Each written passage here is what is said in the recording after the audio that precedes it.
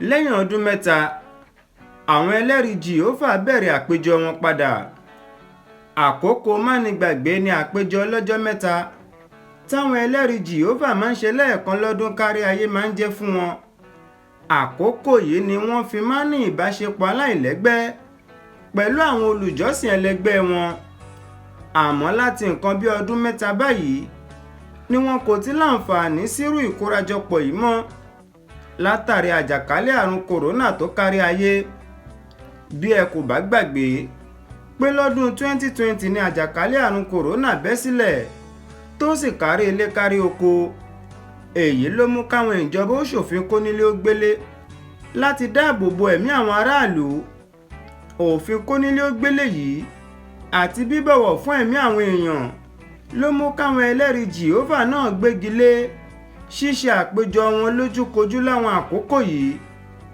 Àmọ́ ní báyìí tí àìsàn kòrónà ti rọlẹ̀ tí ohun gbogbo sì ti padà bọ̀ sípò kárí ayé, àwọn ẹlẹ́rìí Jehofa ti bẹ̀rẹ̀ àpéjọ wọn padà. Èyí tí wọ́n pe àkórí tọdún yìí ní ẹ máa ní sùúrù. Àwọn olùbánisọ̀rọ̀ ṣàlàyé bí sùúrù ti ṣe pàtàkì tó àti bó ti ṣe kókó pé káwọn èèyàn máa ní sùúrù pẹ̀lú ara wọn, pàápàá jùlọ bí nǹkan ṣe túbọ̀ ń burú sí i lásìkò yìí nínú ayé. Lára ohun tá a mú bọ̀ níbi àpéjọ náà, èyí tó wáyé ní gbọ̀ngàn àwọn ẹlẹ́rìí Jehofa tó wà nílùú Ọ̀tà níjọba àbílẹ̀ Adó-Odò nípínlẹ̀ Ògùn nìyí.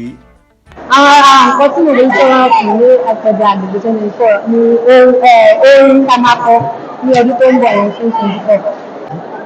Inú mi dùn gan nítorí a ti fojú sọ́nà fún ní ìsìnkú sọ̀rọ̀ ọdún méjì. Àti ọ̀nà pàtó sí lè bẹ̀rẹ̀ ìpàdé àgbègbè lójúkojú.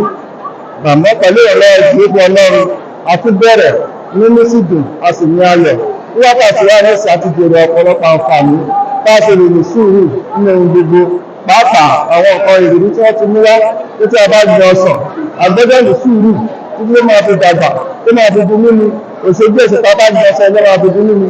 Yóò tún náà wà ní ìtúpa àwọn agbẹ́dẹ̀ máa ní sùúrù ní gbogbo kan tí a bá ṣe kí a bá lè dojú ìyè àmì pẹ̀tù.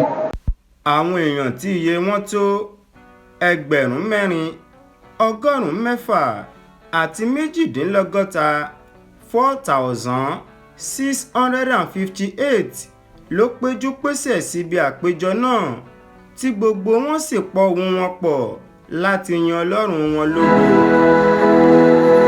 Ikú ẹ̀ṣẹ̀ kò bá ó fẹ́ kí ó